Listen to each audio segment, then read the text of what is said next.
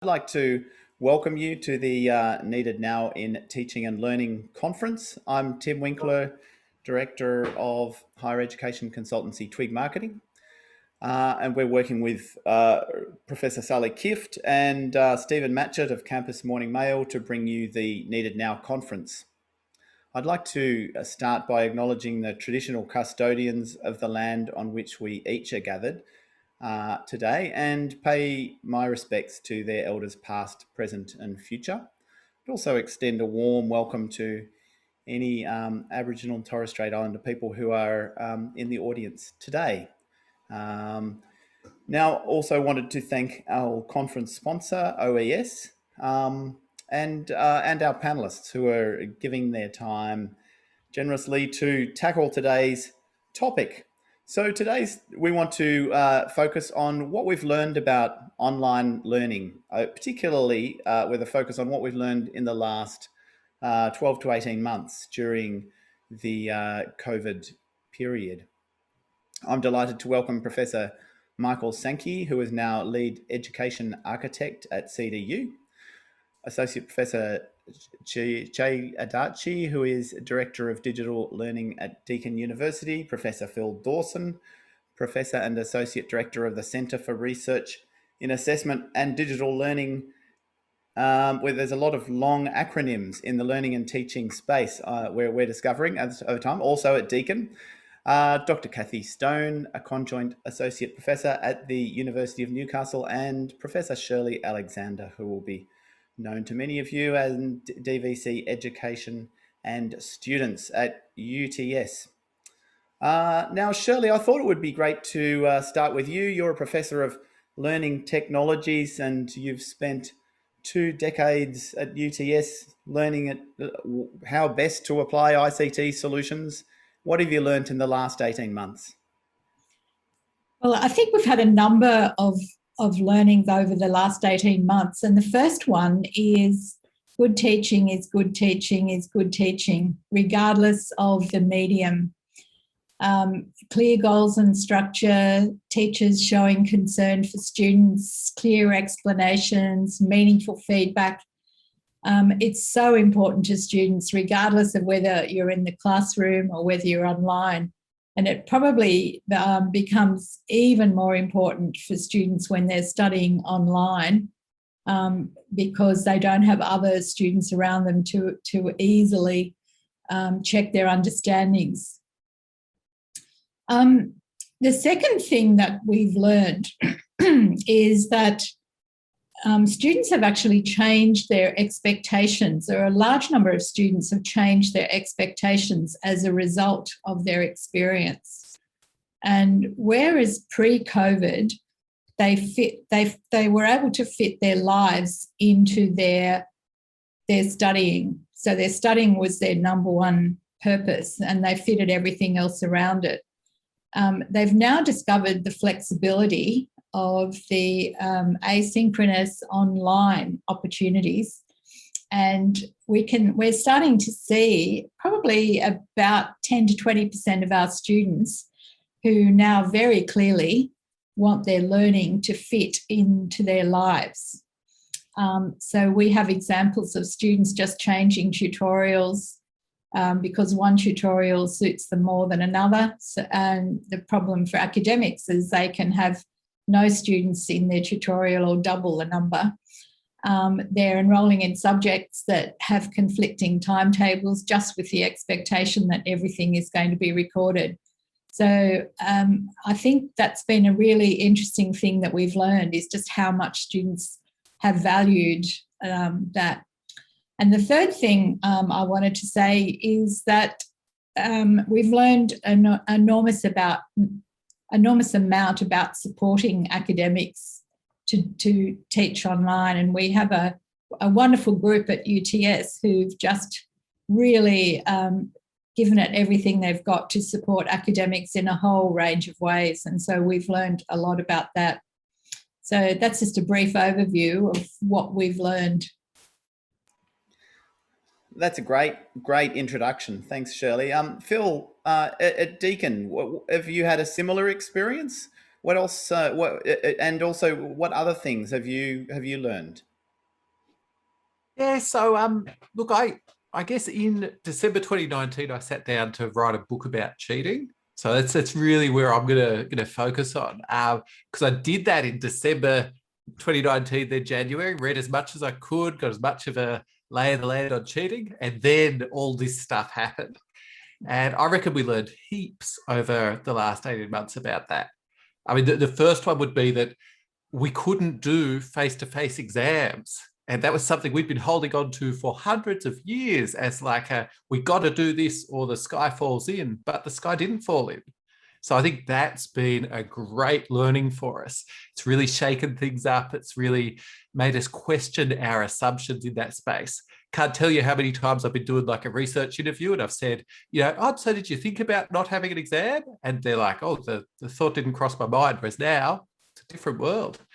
And with that, we sort of learned to live with what I would call sort of imperfect assessment security. We previously thought that we had this great anti-cheating setup and we caught all the cheating, but we didn't. Now we know we're definitely not catching it all. And we've sort of learned how to live in that imperfect space, try to do better, but also try to figure out how to deal with ambiguity, imperfection.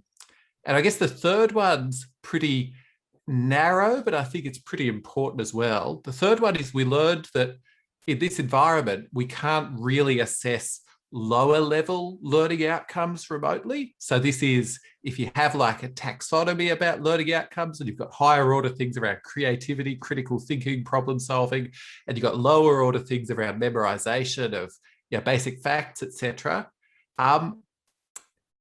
It doesn't really seem like we've found robust, secure ways of assessing those lower level learning outcomes when people are remote from us and dealing with cheating. But I think that's also kind of a wonderful thing, because that also challenges us in, do we need to still keep on doing so much of that? So that's really what I learned over the past 18 months. Yeah, that's fascinating. I've got just a follow-up question just before we move on from that. How far along the journey are we? You mentioned particularly in relation to imperfect assessment security and cheating. Like we've everyone's been using very similar software. There's been attempts to introduce that, as you said. But how far have we got to go towards a better assessment system? Well, I'd say we've still got a long way. There's still a lot we don't know. If we take the example of, say, remote proctored exams, and people have heard me talk about this a lot, but we don't know the extent to which those things that monitor students to make sure they don't cheat, etc., actually detect if the students are cheating. And I'd love anyone to point me to independent peer-reviewed evidence that says that they are really nice and robust there, which is not to say they don't do it. We just don't know. So yeah, living with that sort of ambiguity and imperfection's been a great learning from the past 18 months. But do you think, is this living openly with that ambiguity, or more something we have under the carpet that we'd prefer not to discuss right now until we've worked out a little bit more? Oh, we hate discussing it publicly. I think that's kind of a scary thing. And if you see, say, how when there's some sort of high-profile cheating incident at a university, the media jumps on it as if this university has a problem, whereas really they had the unlucky roll of the dice, and we discovered that it exists there, but it probably exists across all of them. So I think we do need to be more public about that. And we should also be fearful of journalists armed with FOI requests around cheating. Excellent. Great answer. Now, Michael, I'd like to move on to you. You've taken on a role. Are you Australia's first lead education architect?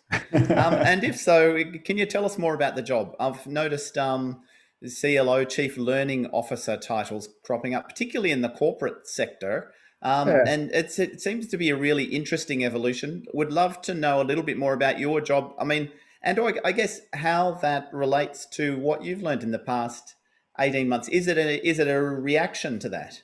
Well, I think partly it is. I mean, the role of an architect is to design something from the ground up.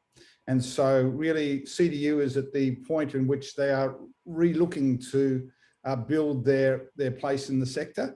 There's new ways of integrating micro-credentials, how we integrate vet higher education, how we have a more comprehensive approach to academic PD structures and things like that. So it is architecting a new way in which we approach higher education within the Northern Territory and of course our other remote campuses as well. Funnily enough, I was speaking to my mother on the phone the day before yesterday and she said, "Oh, you always wanted to be an architect?" And I sucked at physics, so I couldn't actually go to the uni and be an architect. So, you know, I made it, you know? Well done. I'd like to pick up on Phil's point and just extend that a little bit in terms of, I think the real winners out of this have been assessment and the ways in which we've considered the new forms of assessment, how our academics have started to consider new forms of assessment to more active, collaborative and authentic forms of assessment. Not just that, but also the other winner is the way in which we transmit information. So ACODE, who I also represent, the Australasian Council of Open Distance e-Learning, did a survey last year of what is happening with lectures. So everybody put their lectures online, but then we thought, well, what's going to happen next year, this year, 2021? Well, half the institutions said, we're not going to go back to face-to-face lectures the way we were. We'll do some face-to-face tutorials and things like that. So about 36% went back to face-to-face lectures if they could, but that's partly because that's their business model. But the majority of universities did not and aren't necessarily intending to go back to the same form of knowledge transfer a la the lecture as they have in the past. So, similarly with the exams and things like that, we saw about half the institutions use some kind of proctoring software. The others just chose to do different forms of assessment in terms of exams instead of exams. So there was a real openness. And now they've taken that step, we're starting to see that, oh, yeah, okay, we can do things differently. And that's been a great boon for higher education, I think, in this sector.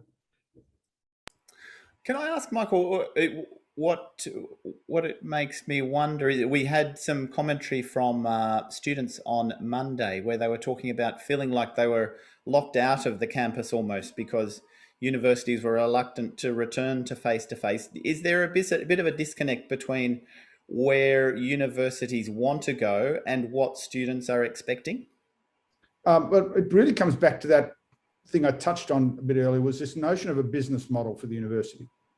And so there are a number of institutions, and primarily the Sandstone institutions, who have their business model around this face-to-face experience. And yes, it's been difficult for them, but in most cases, unless you're in Melbourne today, it's been possible for them, particularly in Queensland, Northern Territory, Western Australia, predominantly South Australia, to being able to return to those face-to-face lectures. But for the majority of universities, I mean, we're only talking about those big 8 really as being that model. The majority have found new ways in which they can blend, to hybridize, and they've found new tools to help them do this. I mean, things like Microsoft Teams and Slack and things like that have really risen in terms of the usage within the learning and teaching space over the last 18 months. And that's because that's what they're going to be doing in the workforce. They're not going to be sitting in lectures. They're not going to be using learning management systems. They're actually going to be collaborating with their co-workers. And more, we've heard that, the working is going to be remote. And so the more we can actually embrace that as institutions and start to build out these relationships as collaboration, it becomes far more authentic as we move forward towards the work-ready graduate. Kathy, that's probably a really nice link to you. I was really interested to read your background, a life member of the Australian and New Zealand Student Services Association, and you've spent a couple of decades in management and counselling in student and academic services. And you're going to have some interesting insights on online learning and where that's taking us.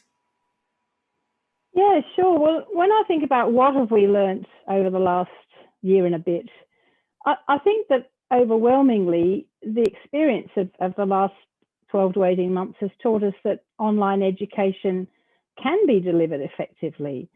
As Phil says, the sky hasn't fallen in. It doesn't need to be inferior to face-to-face learning, but it is possible to effectively communicate and engage with students even when they're not on campus. And what it has done is it's helped to make online students more visible. They're no longer a minority. Often they were an afterthought, but now they're part of the mainstream. They are the mainstream. And there's a lot of research evidence into ways to improve outcomes for online students, both in terms of teaching practices, also support mechanisms. And that research is now being sought after and accessed more and more during 2020 and this first half of 2021. There's been a lot more demand for those research findings for people to seek it out and understand it. So it's no longer a niche interest, which it kind of was before, but now it's seen as applicable to higher education more broadly.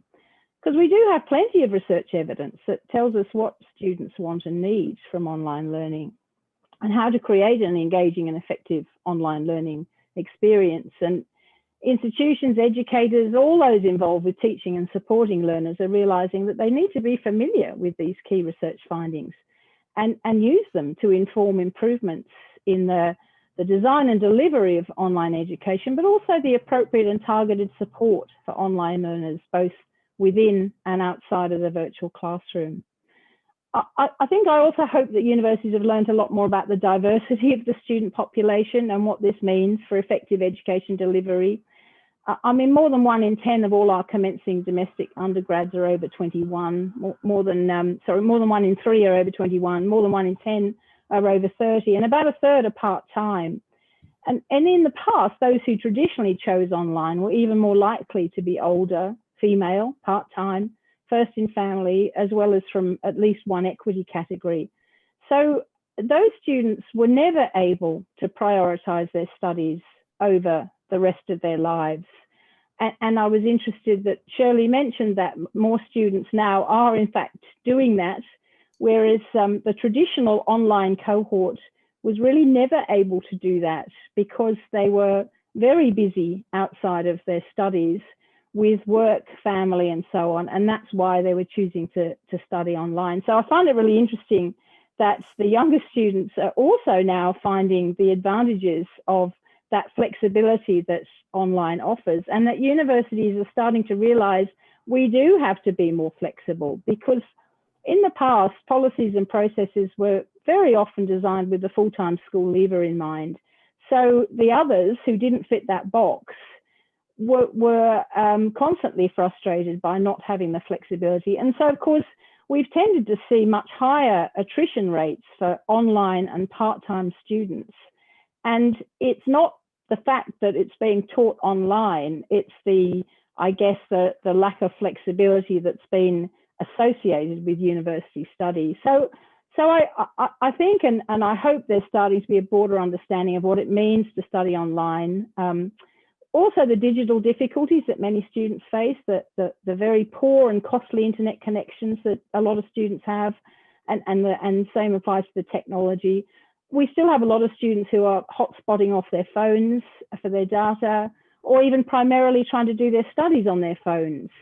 So I think there's a bit more an appreciation of that now that now that it's mainstream, and perhaps too, and I hope there's a greater appreciation of the strengths that non-traditional online students bring through their work and life experience, and how this can be better utilized instead of ignored or worse, seen as some sort of deficit. So I think, to conclude, what I want to say at this beginning part is, overall, I think that this past 12 months have taught universities a great deal about the important place of online learning and how this mode of delivery and the students within it must not be neglected. Great. Well, that's a very positive outlook, Kathy. I think there's a few important points to pick up on there. There's just one in particular that I wanted to raise in relation to diversity of cohort. What do you think the sector can do for those left behind by online learning? the people in remote communities in Tasmania who can't get internet connection of any kind, the people from different backgrounds who may not be easily empowered to access the internet. Yeah, look, I think it comes back to really knowing who the students are. And I think it also comes back to something that Shirley said at the beginning, and that's about good teaching. And I'd also add to that good support mechanisms. Because I think that if we know who the students are and we know what issues they're dealing with, then there's always a way around them. I think that sometimes the technology that students are assumed to have is just not up, is not actually there. So perhaps we need to be thinking about lower bandwidth technology and so on for those students. I used to work for Open Universities Australia, which is where I developed my strong interest in online. And there was a reasonable cohort of students who were incarcerated students. They were in prisons, and they were not allowed access to the internet. And here they were studying online. So the various universities involved made special arrangements for those students by downloading material and so on, and sending out material that was digital but could be accessed on a computer rather than via the internet. Now, I'm not saying that that's going to be necessarily what we need to do mainstream, but I suppose I'm just using it as an example to say that it's about knowing, it's about not assuming that everybody's the same, not assuming that everyone's got great internet, that everyone's got great laptops, and feeling irritated when we realize they haven't got that. And, I used to sometimes hear, people say, well, if they haven't got a decent computer or good internet, they shouldn't be studying online. So, there's equity issues involved. And I think that our greater experience now with online is really teaching us a bit more about student equity, that everyone should have the right to access education. And if it means that we have to work a bit harder at making alternative arrangements for students, then so be it. Fantastic. Thank you. Well, so Chi, and you've worked in 3 countries. I'm really fascinated by what you can bring to the panel in terms of your experience and insights. Can you give us your thoughts? How do we sit? How are we performing versus the rest of the world? And also, what have you learned over the last 18 months? Thank you, Tim. And I would say we're performing quite well, especially in Australia. And I have the pleasure of going last, so thank you. And I like to also acknowledge the traditional custodians of the land that I'm joining in you from. It's the Wurundjeri people of the Kulin Nation in the east side of Melbourne City. And I pay my respects to elders past, present, and emerging. And I also like to acknowledge that we've got Phil on this panel, so I'm also empowered by the presence of Deacon's work in this panel, which is a good thing. Back to my 3 points, and in many ways, I feel like I'm kind of touching on what all the panelists have mentioned today, which is a wonderful thing, because our lessons learned have been kind of resonant across the year, which is already telling the story. But I really have to carefully think about this one in light of the key lessons learned, because I feel as though there have been so many. So my key message is that relationship matters, that relationality part of the learning and teaching matters. And I'd like to tell you 3 types of relationships, if you like, that we need to pay attention to. And these are the lessons that I've learned deeply over the last year or so. First one is our relationship with students, and most of the panel members talked about this, but a lot of the data points from last year taught us that students felt the lack of engagement interactions. And I don't mean this by just saying that sort of face-to-face in-person interactions that students missed, but it's that idea of caring and the kind of interactions that students see as decent and part of learning. And it's evident in the national survey like the Students' Experience Survey, TechSAD study. And so we need to pay close attention to building those relationships with students so that they feel the sense of engagement and interaction with the university, peers, and teachers. And the next one is our relationship with teachers, and some of the panelists already talked about this, but it's that idea of capacity building and the expectation building that we needed to do with teachers.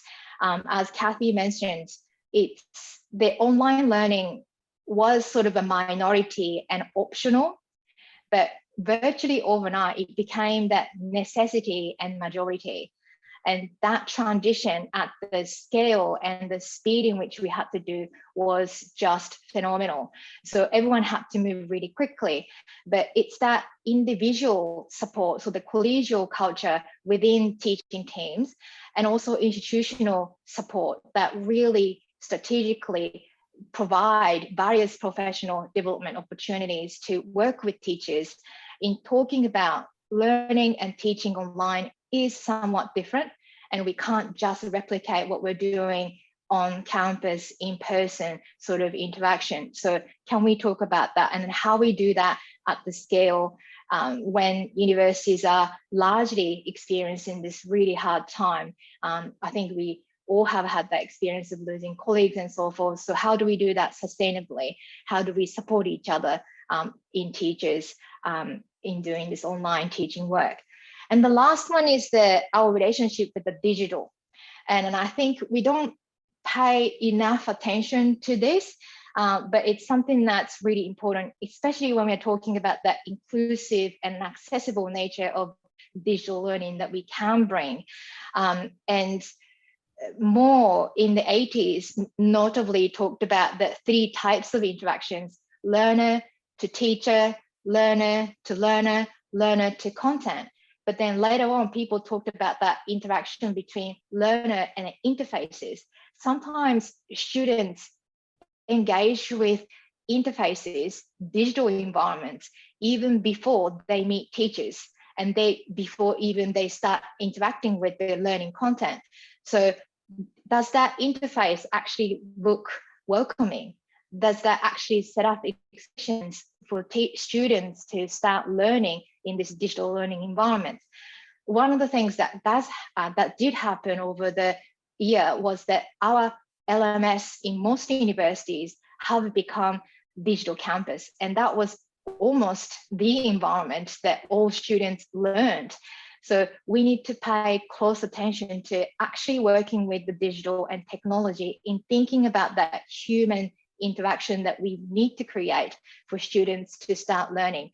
And I might even be provocative here and say that old philosophy about pedagogy first and before technology is no longer something that we can stand.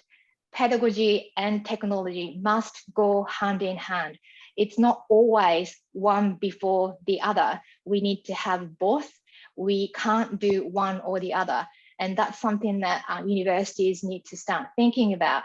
And Michael, you're smiling because you got the job as an architect and engaging really closely with technology. And then I think that's the conversation that we need to be having. And when you think about the partnership, it's the edutech company, it's the technology companies that can bring opportunities here. So all sorts of relationship matters is, I think, something that I learned deeply. And I'll stop here. Tim, back to you. Yeah, that's a great introduction. Now, I love I love that you are being a bit provocative. Can you expand a little bit more just upon the idea that pedagogy and technology have to go hand in hand? I think there'll be a lot of smiles in the virtual room, if you like. But perhaps the practical question is, how does that work in a university? Because you really need some.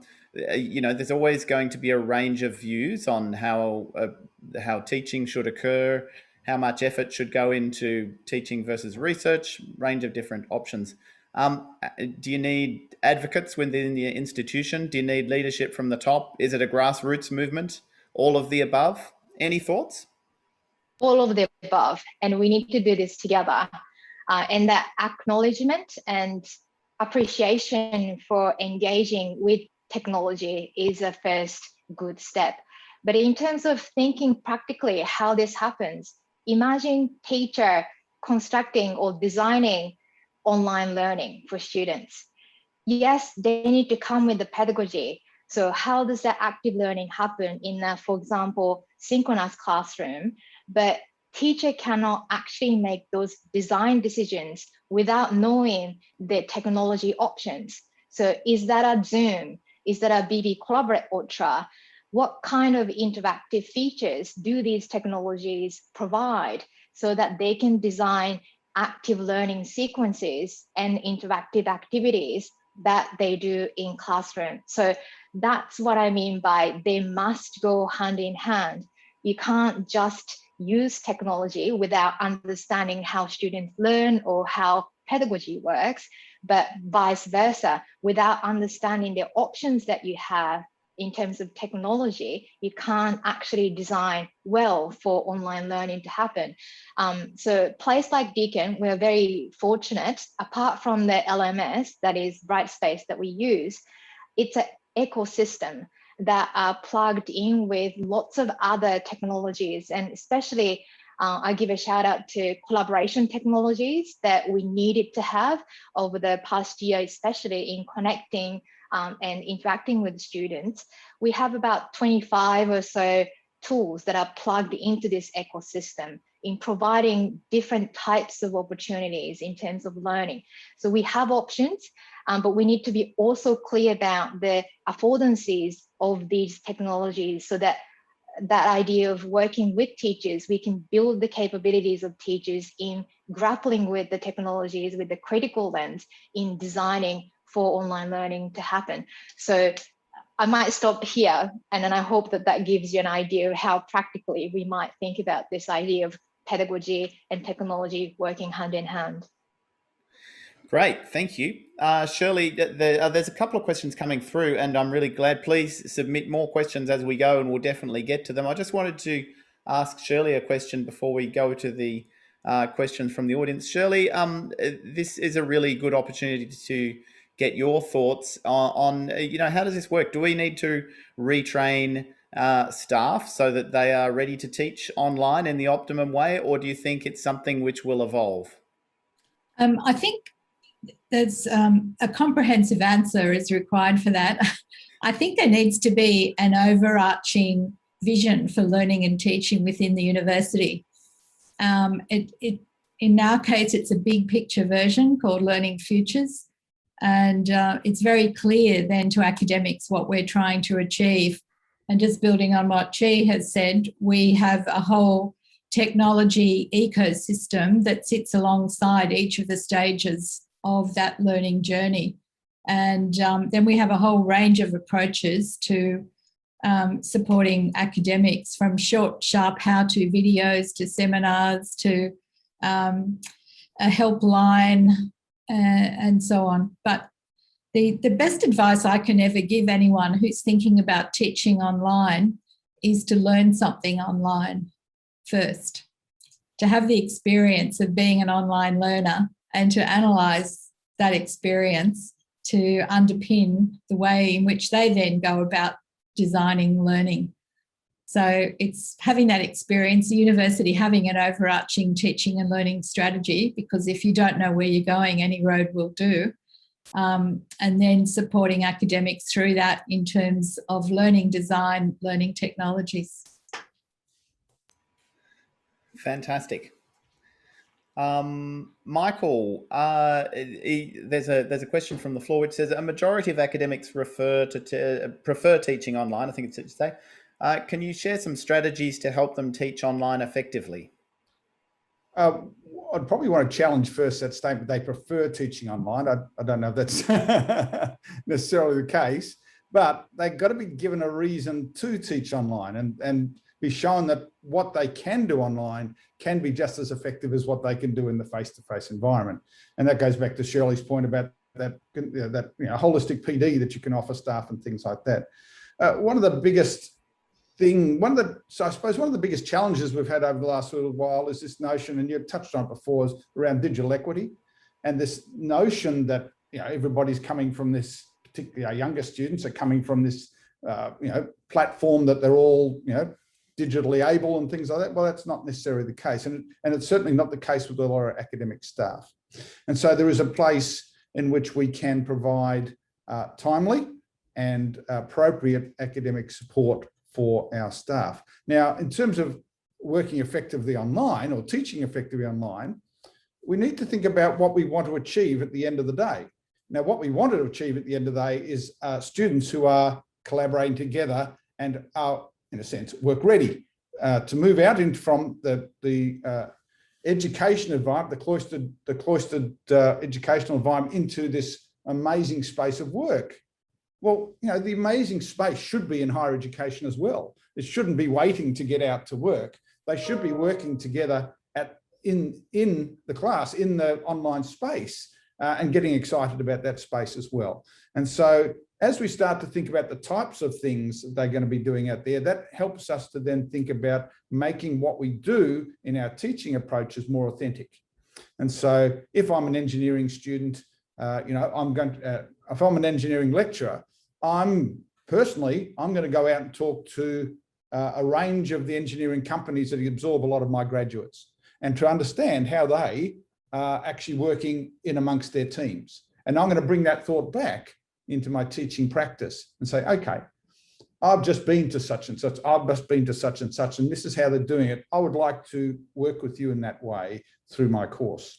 So it's actually trying to bring that authenticity back into the disciplines. A question to the panel in general. Anyone respond if you want. Design of face-to-face and online learning is different. What about hybrid? It sits in the middle. That's a question from the audience. What's your response to that? Where do we sit with hybrid learning, and what have we learned that's going to improve hybrid learning for the future?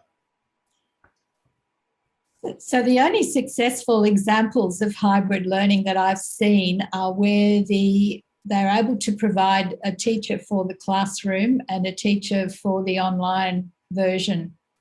And one of the things that I do is read through all the student comments about their experiences, and I've seen enough examples of an academic who might be trying to do hybrid by themselves and they don't realise they're on mute, for example, and they don't have time to read the chat at the same time. So my advice is to have one person who has responsibility for watching what's happening online. And that in many cases can be students, and you can allocate a student to kind of monitor the chats and things like that that are happening online, and be responsible for bringing them back to the lecture in the classroom. And so we've started, and it goes back to Chia's point, that, you know, it's not just about the pedagogy, it is about the technologies that we can employ in terms of this hybrid learning. And so that can't be done in LMS. It can be done in something like Microsoft Teams and things like that, or Zoom and things like that, but it's how we bring the voice of the on-campus and the voice of the external into that same space at the same time. And I think we've learned a lot of lessons over that in the last 18 months. Just to add to that, I think that a lot of students really value having some face-to-face contact, and that doesn't necessarily even need to be in a sort of structured tutorial sense, but just the opportunity to speak with their tutor, their lecturer, support staff, and sometimes that can be done by phone as well. But one of the things that's happened this last year as well, which would have happened anyway, I think, because it was starting to happen pre-COVID, is the development of the regional university centres, which for a lot of online students studying in regional and remote parts of Australia have been just fantastic, because there they can go and access high-speed internet, but just as importantly, talk to people, talk to other students, and talk to the centre manager, and some of them have got learning skills advisors as well, and there's a lot of liaison between the universities and the centres. And I know that's not truly hybrid education that we're talking about, but what I suppose I just use as an example of the positive feedback from students who access those centres is just amazing, because they just no longer feel that they're entirely on their own. So I just kind of use that as an example of perhaps thinking of laterally about ways in which we can give students who are primarily studying online opportunities to interact face-to-face with university staff, whether it's teaching or support staff or both, and also other students. And, that's just one example of how that can happen. Fantastic. Now there's a whole lot of questions coming through, so I'll keep things moving along. This is I'm taking them slightly out of order, but I am getting to questions as we go. So there's a question coming. What is the role of the physical campus now, given the growth of online? Where do we go? What's the future of all this real estate that we've got tied up in beautiful buildings? Shirley, you've got your hand up there. Yeah, so it's coming from a university that pre-COVID spent over $1 billion on its physical campus, and now faced with what do we do online?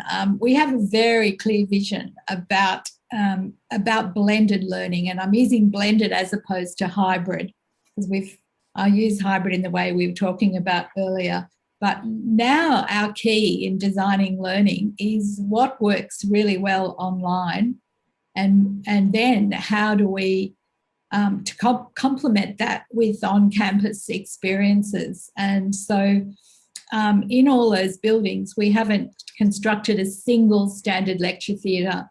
We have collaborative classrooms. We even have a couple that seat 340 students. So we've had in mind collaborative learning on campus for some time, thank heavens.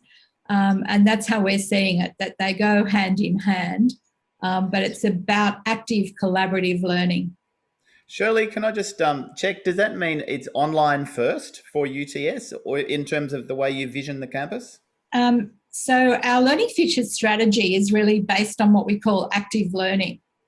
And so we want students to be able to access clear explanations of content.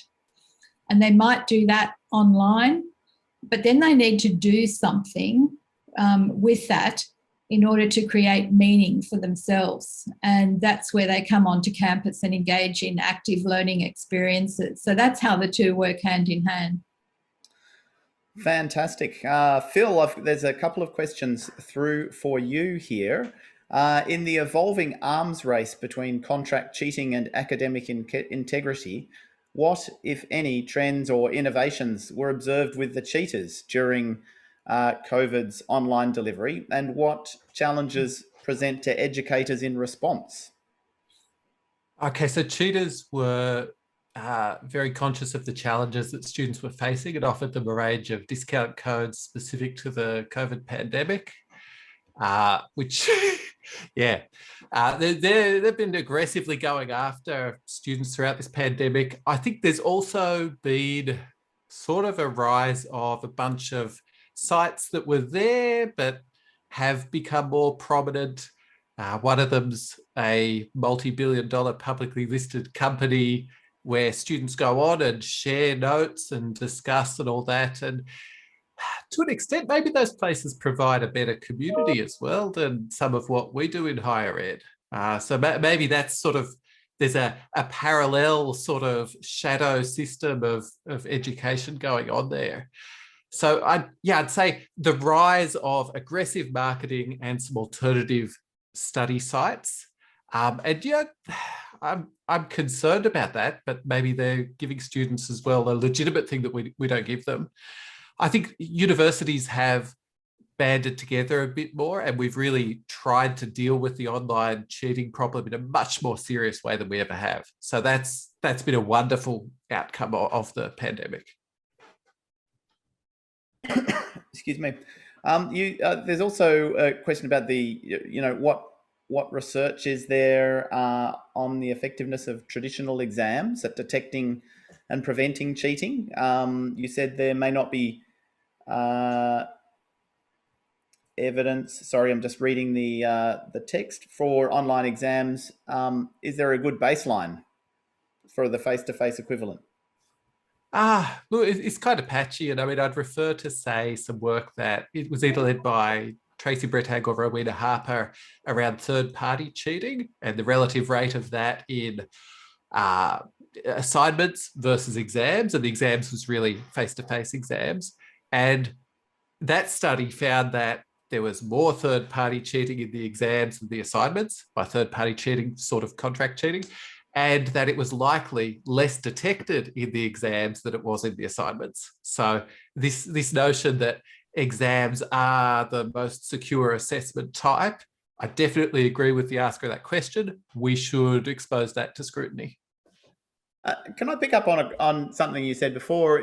Like, is cheating, is it more like organised crime? So is it does it tend to be a more common on a sort of large and organised basis, or is it a mix of that and small individuals popping up and saying, I'll write a paper for you? Okay, the moral panic is around the organised crime element, and that's where the legislation and etc. has focused. The real biggest part of the problem is friends and family and peers. That dwarfs the organised crime side of things. But I think it's morally a much more challenging, murky area to go into. My mum crossed the line in terms of helping me cheat as a school student. I'm concerned about my mum getting in trouble, etc. But the organised crime element, let's prosecute that. Absolutely. Oh, that's fascinating. And how do I presume the research is a lot better and the data is a lot better around the organised crime rather than the mum with the schoolwork? Yeah. And to an extent, the practices of the organised crime element are much more out there in the public. There's a great website called Essay Scam where people who write assignments for students have a bit of an industry forum where they discuss the challenges of what it's like to be one of those people. We can get a great window into how that works. The family and friends, I'd say that's insidious and part of our culture. And if you want a good documentary on that, there's an episode of Peppa Pig where Peppa's teacher sets an assignment for them and all of their parents go and do the work for them and they all laugh about it at the end, which is to suggest we accept this to an extent. That's fantastic. I love the Peppa Pig reference. It takes a village to raise a child, you mean, Phil? Yes. Absolutely. Kathy, how do you get teaching and research academics to want to teach online and be passionate about it? Look, in the research I've done with people who do teach online and have a lot to do with online students, once they start doing it, they seem to love it. But what they have said to me again and again is that it's so important that it's recognised at an institutional level as being important, and also that they get support and mentoring from others more experienced than themselves. And I think, I said at the outset that I'm hopeful that in a way the sort of status of online learning and teaching has improved as a result of it now being more mainstream. And I think this relates to one of the questions on the Q&A too about sessional staff, that there's, there certainly when I was doing research into this, there were a lot of sessional staff I spoke to who felt very invisible within the university system. They were putting in enormous amounts of hours over and above what they were being paid for in order to give their students a really good experience. But having said that, most of them did love it. They found it very rewarding, but they did find it absolutely infuriating that it wasn't recognised or remunerated in the way that it should be. So I think that for people to enjoy teaching online, they have to get, the right institutional backing, that it has to be seen as important, has to be remunerated in a way that's reasonable. There has to be discussions about realistically how many hours is an online teacher going to need to attend to the needs of the teaching needs and the sort of contact communication needs with this particular group of students. And that can vary from my understanding is that from what I'm told from academics is that can vary from what you're teaching, the number of students, the course material and so on. And I guess the other part of this, and there's a couple of questions on the Q&A that relate to this, is the importance of learning designers in this. That if academics feel they're entirely on their own with this and they're not familiar with putting together a good online course, then it needs to be a collaborative exercise. It needs to be teamwork that where they you've got. I mean, obviously nothing can substitute for a really strong teacher presence and supportiveness from the teacher to the students, but that teacher also has to have the backing of a learning designer who's working with them to develop engaging and interesting and relevant material that's going to, you know, hook the students in and provide an experience that students like, and make it more manageable for the teacher to be able to communicate with the students more easily. And then, of course, you know, the student support areas too need to be involved in that, in how can we, you know, support the students who are dropping behind, and learning analytics have a place in that. And I could go on, but you get the gist of what I'm saying. Oh, absolutely. If I can build on that, Tim. Yes, I was going to say, it's a really good, yes, thank you. It's a really good point. And I responded to one of the questions as well about the team and multidisciplinary team effort. And I absolutely agree on that one, building on what Kathy is saying. It's online learning that takes specific skill sets in terms of the learning side from the students, but also teaching side. And we need to work collaboratively with multidisciplinary team. And one of the things that I think is that one person cannot deliver on all these elements expertly. And this is why we have learning designers, resource producers, project managers, all sorts of team members coming together to do their bit. And that's what it takes to create premium online learning experiences. So actually at Deakin, we have premium learning and teaching principles. And one of them actually specifically talks about this importance of multidisciplinary team working in the learning design work. And this is a bit of a plug, but the notion of professional development, and that was really needed last year. We did create a MOOC called Transforming Digital Learning, and it was recommended by TEXA, and it was named as one of the best online courses of all time list 2020 by Class Central last year. And we had just over 19,000 global learners just last year. We ran this 3 times, but that is a good indication of how much PD was needed across the globe. And you should have seen the richness of the conversation, people coming in and sharing their struggles, but also strategies in teaching and learning online. So I think if we can think of creative ways of building capability in and around digital education, I think that's a nice way forward in working with multidisciplinary team in different ways. That's very insightful. Thinking of 19,000 all logging on and getting excited about this area. A question to all the panel members: how do we handle or assess the practical aspects of competency, such as internships, when you're talking about a fully online environment? Have we learned anything from that from last year? I think we've learned that not everything has to be done on-prem. So the role of virtual reality has really has really played a part in this, in terms of orientating people to a place of work. So no longer do you have to necessarily take a student to the engineering works and say, here's the safety switch, here's the emergency brake, here's this. You can actually do a lot of that stuff before they get into the workplace. And so the more we can do that, the less onus there is then, and it makes it easier for those workplaces, in fact, to accommodate students, because they don't have to do as necessarily as much prep work and things like that.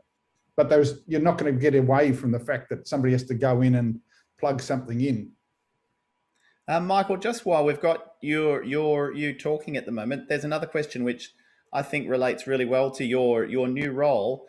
So are students now expecting academics to be more available and responsive with classes going online? How are academics managing this? So if we're offering a 24/7 online model, but academics, how do people stretch? So I think that question is based in a didactic model. And so that model that actually needs to be broken. And so it's not the fact that the lecturer is not the source of all wisdom. I am not the source of all wisdom about online learning. There are thousands of people around the world who are more expert than me. And it's how I get them to engage, how I get my students to engage with those people and not just me. So it's putting the onus back on the student to work together to bring back information, to actually foster this notion I mentioned earlier of collaborative and authentic learning. I can answer the questions from my limited perspective. There are those out there who have much greater wisdom, and I want to learn from them as well. Me as a lecturer, I want to learn as well. And I want my students to help me learn. And it's by them bringing this information back in and helping each other and helping me that we can go together forward. Any other panel members with particular thoughts on that? I know from talking with a number of people who've taught through the pandemic, they've found it a very stressful process, and it's added to their workload in terms of admin, learning new processes. There's a lot of tired people out there, as well as a lot of excited people. How do you get them on board and keep them on board? The advice I always give, Tim, is just to set clear expectations at the start of a subject.